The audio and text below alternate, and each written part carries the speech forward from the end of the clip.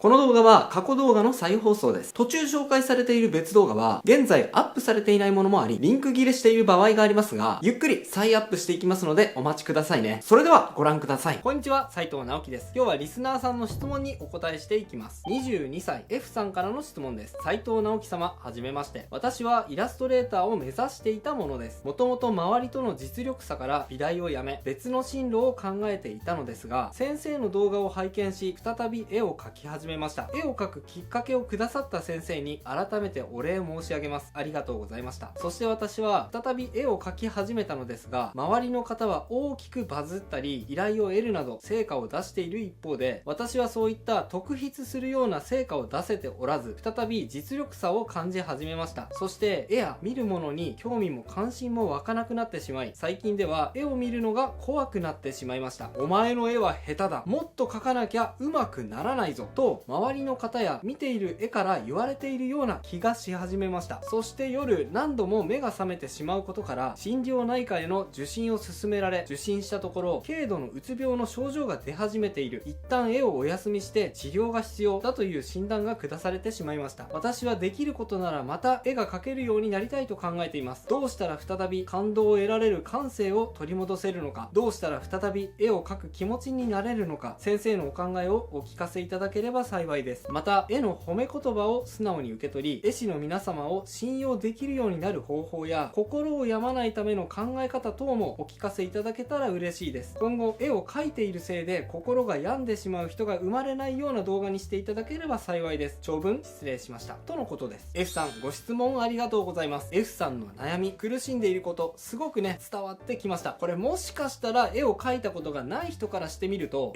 絵を描くのなんて趣味みたいなものなんだから苦しいことなんてあるのって思うかもしれませんが、お絵描きをしていると色々な悩みやストレスが襲ってくる瞬間があるんですよ。そして近年その悩みの量が SNS の普及によってすごく増えているようにも思えるんですね。もともと F さんは絵を描くのが好きだったのに、だんだんと興味が湧かなくなり、そして恐怖すら感じるようになってしまった。僕もね、実は絵ではなくて漫画でしたが、近い状態に陥ってしまったことがあります。そんな状態に陥ってしまった時、僕が実際にやってその状態から立ち直る時にこれは効果的だったなという考え方を3つ紹介したいと思います。自分のために書く、情報を遮断する、一日の最後に自分を褒めるです。 F さんや同じように悩んでいる方がいらっしゃいましたらご参考にしていただければ嬉しいです。それでは早速いってみましょう。自分のために描く。僕は絵はプレゼントだと動画を通じて皆さんにお伝えしてきました。その考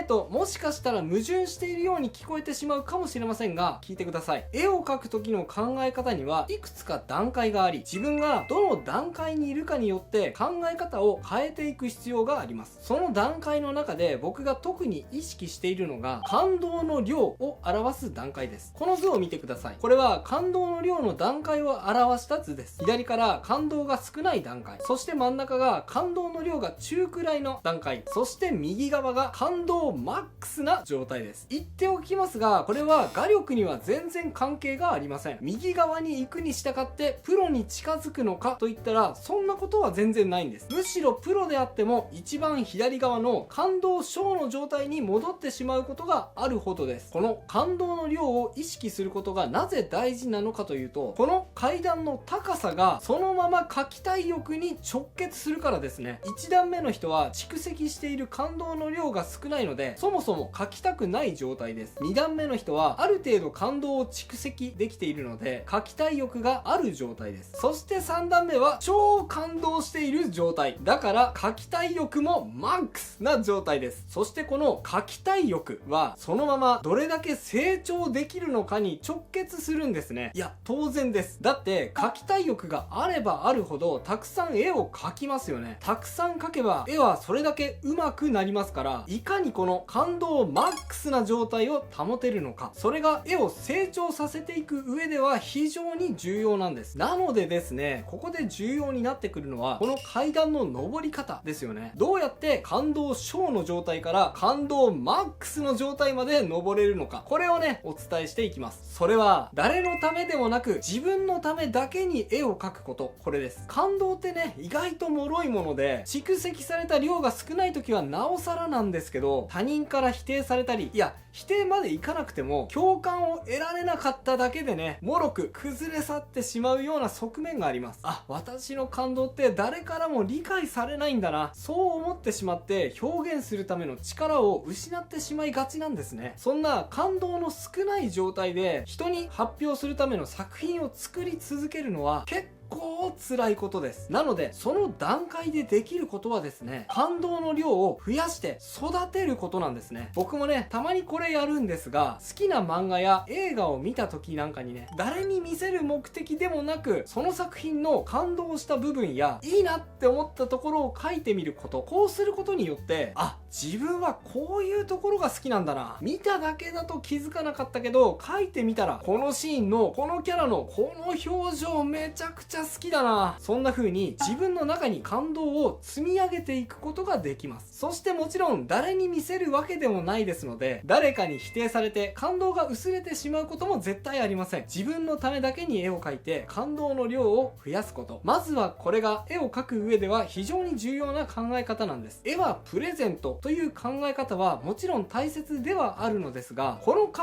え方の根底にはそもそも自分の中にプレゼントを送るための喜びや感動が蓄積されていなければいけません。たくさ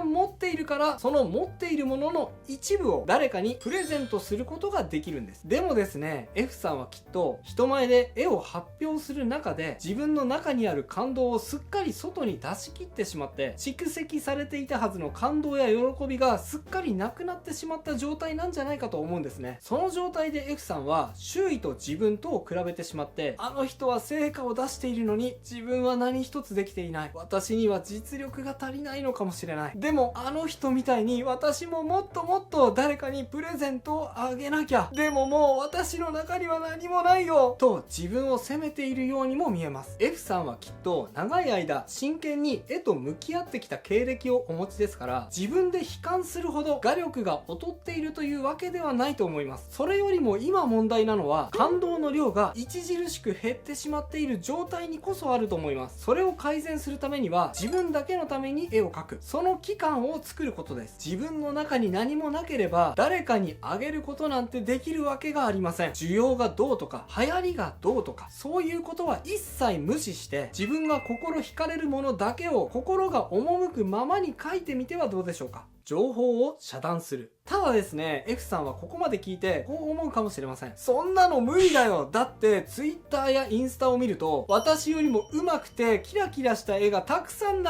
れてくるんだもんってわかります。今は誰もが簡単にどんな情報にでもアクセスできる便利な時代になりました。特に絵に関しては、そこまで時間やお金を費やして本や雑誌を買うことをしなくても、Twitter のタイムラインを少し眺めるだけで有名なイラストレーターの絵がいくらでも見ることができます。一見絵の成長にはいいように思える環境ですが、さっき言った感動の量が少ない段階の人にとっては、この状況は逆に地獄のように思える瞬間もあるかもしれません。実際 F さんも周りがバズったり仕事をもらえている状況を横目で見ていて、すごくネガティブな気分になっているように感じました。もし感動の量が十分に蓄積されていて、自分の中に気力が充実している状態なら、他の人の活動を見て、よーし自分もと自分の中の感動を行動に変化することができるかもしれませんが、感動が十分蓄積されていない時に知り合いの成功やキラキラした表現に触れてしまうと、自分の中に行動する気力がない分余計に気ばかり焦ってしまって空回りすることにつながりかねません。そんな時はどうすればいいのかというと、情報の意識的な遮断です。具体的には SNS を一時的にやめる、もしくはミュート機能を上手に使うですね。もう簡単ですよね。一番単純な解決方法は一時的に SNS をやめることですが、そこまでできないという方はですね、自分がちょっとでもモヤモヤしてしまう原因になるアカウントを片っ端からミュートしてしまうことです。今の世の中は情報にアクセスしやすい世の中です。これを良い世の中と捉えることもできますが、これを別の角度から見るとこうも言えると思います。必要ではない情報も入ってきてしまう世の中。そうなんです。現段階では欲しくない情報報もですね、今の世の中ではガンガン入ってきてしまうんです。そしてその情報の波を無意識に摂取してしまって気持ちが落ち込んでしまう人がたくさんいるように感じます。今はですね、もう情報を探しに行く力よりもむしろ自分に入ってきてしまう情報の量を自分でコントロールしなきゃいけない時代に突入してしまったと言えると思うんですね。そのためには SNS に備わっているミュート機能、これを有効に活用することです。ただこういうことを言うとですね、F さんはこう思うかもしれません。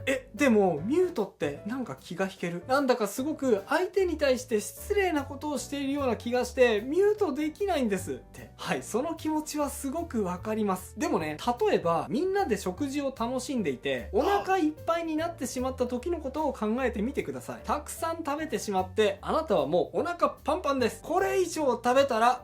具合が悪くなってしまう状態です。そんな状態で、ねえねえ F さん、これも美味しいよ、これ食べてみないって勧められた時、あなただったらどうしますか？普通に断るでしょ？ごめん、もうお腹パンパンなの、もう食べれないのって。 SNS の場合に置き換えてもこれは同じことです。自分の状態によってはこれ以上摂取してしまったら具合が悪くなってしまう限界というものがあると思うんです。ここまでは食べれるけどこれ以上は今は食べれない。そのお腹具合を自分でコントロールすることは何ら失礼なことではありません。自分の気持ちがいっぱいいっぱい、これ以上情報を摂取したら具合が悪くなるかも。そんな時はミュートの数を増やしていって、また気持ちに余裕が湧いたらミュートを解除していく。そんな使い方でも全く問題はないと思います。ぜひ自分に入ってくる情報の量をコントロールして不必要にモチベーションがそがれてしまうことを防いでみてくださいね。一日の最後に自分を褒める。そして最後、これが一番重要なことです。一日の最後に自分を褒めてください。F さんは質問の中で絵を描いていく中で、お前は絵が下手だ、もっと描かなきゃ絵は上手くならないぞと、だんだんと周りの方や見ている絵からすら言われているような気がし始めたとおっしゃっていました。これはね、実際に周りの方からそういう風に言われたのではなく、そう言われているような気がしてしまったということですから、 F さんの自分に対する厳しさや理想の高さから出てくる内なる言葉なんだと思うんです。もちろんその厳しさは先ほどの図の2段階目3段階目にいる時には成長にブーストをかけるための有効な手段になるかもしれません。ですが感動の量が足りていない状況で自分はまだまだできていないってね、せかしてしまっても逆効果になると思うんですよ。そして F さんもそうだと思うんですが、こういう問題を抱えている方はですね、自分に対して厳しい指摘は与えることができても逆に自分を褒めるということをないがしろにしてしまっている人がほとんどだと思うんです。そういう方にぜひやってもらいたいのが、一日の最後に自分を褒めること。具体的にはですね、何をすればいいのかというと、お風呂にゆっくり浸かりながらですね、今日頑張ったことをつぶやいてみてほしいんです。僕は2014年頃漫画連載を終了して気持ちがめちゃくちゃ沈んでしまっている状態の時がありました。漫画で自分が思い描いていたような成功をつかみ取れなかった自分の不甲斐なさに対して、俺はダメなやつだ、俺の漫画では誰かを十分に喜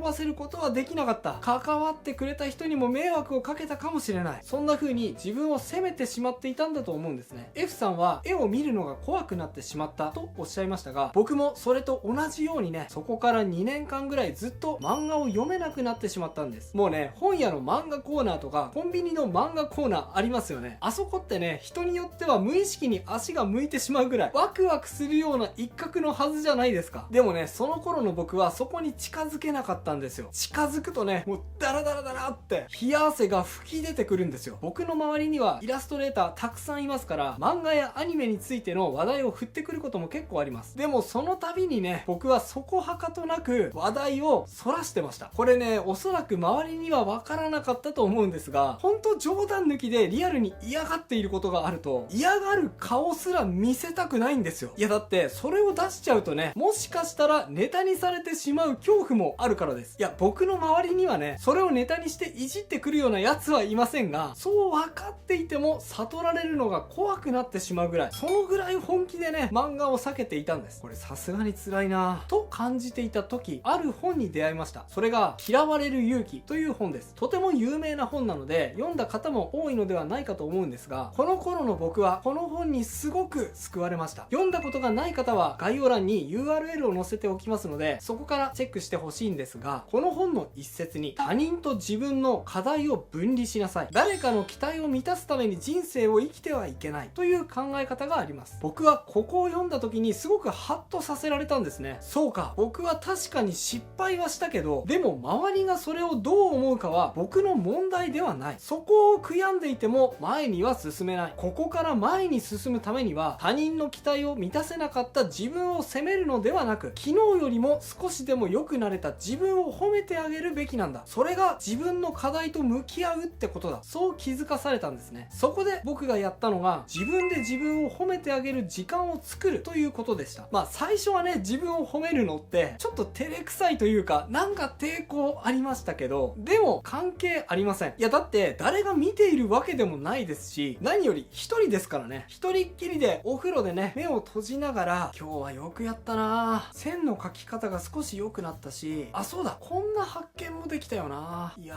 ーありがとう俺、お前が頑張ってくれたから明日の俺はもっと良くなれるよ、ありがとな俺ってね、もうなんだろう、人には一番見られたくない瞬間なんですけどね、これは。でもね、どんな嫌な一日でどんなに反省することがあった日であっても、その時ばかりは今日の自分に感謝するんですよ。なんかそうするとですね、今はそんなことはもう全然ないんですが、あの頃の僕はかなり追い込まれてたんでしょうね。もうボロボロボロってね、泣くつもりもないのに涙が溢れてくるんですよ。ああそうか、今までの俺は他人の期待に応えることだけにとらわれすぎて、自分自身を置いてけぼりにしてしまっていたんだなって、その時強く感じたんです。それを繰り返していたらですね、徐々に精神的にも余裕が生まれてきて、だんだんとそれまでどうしても読めなかった漫画も読めるようになりました。今の F さんの気持ちはきっと、細かい部分は少し違うかもしれませんが、この頃の僕によく似ているような気がします。他人の期待を満たせない自分を責めて、今の自分の成長を認めてあげられていないような気がするんです。そんな時は今日僕が紹介したように、一日の最後にゆっくりとお風呂にでも浸かりながらですね、自分のことを声に出してね、褒めてあげてください。そうすることで徐々にではあると思いますが、できない自分ではなく、少しでも成長できた自分を感じ取ることができて、そこから一歩一歩踏み出す勇気も湧いてくるはずだと思います。焦らなくていいです。一歩一歩進んでいきましょう。 F さん応援しています。以上が今日僕が伝えたかったことです。いかがだったでしょうか。また今回お伝えしたのは、絵を描く前の段階の気持ちの作り方についてでしたが、そこから一歩一歩どうやって絵を成長させていけばいいのかについては、こちらの動画、成長法、うまく描けた過去の絵、奇跡の一枚を超えるための発想法でお伝えしています。また僕は常々、今の時代にはあえて井の中の蛙になって誰かと褒め合える場所が必要だ、そうじゃないと成長の意欲がそがれてしまい、成長の機会が失われてしまうという話をしているんですが、その褒め合いのために作ったコミュニティ、パレット団の紹介も最後の2分ぐらいでしている動画です。興味があればこちらもチェックしてみてくださいね。概要欄に URL を載せておきます。それではまた次回の動画でお会いしましょう。バイバイ。ということで再放送をお届けしました。いかがだったでしょうか。新チャンネルのチャンネル登録と高評価もよろしくお願いします。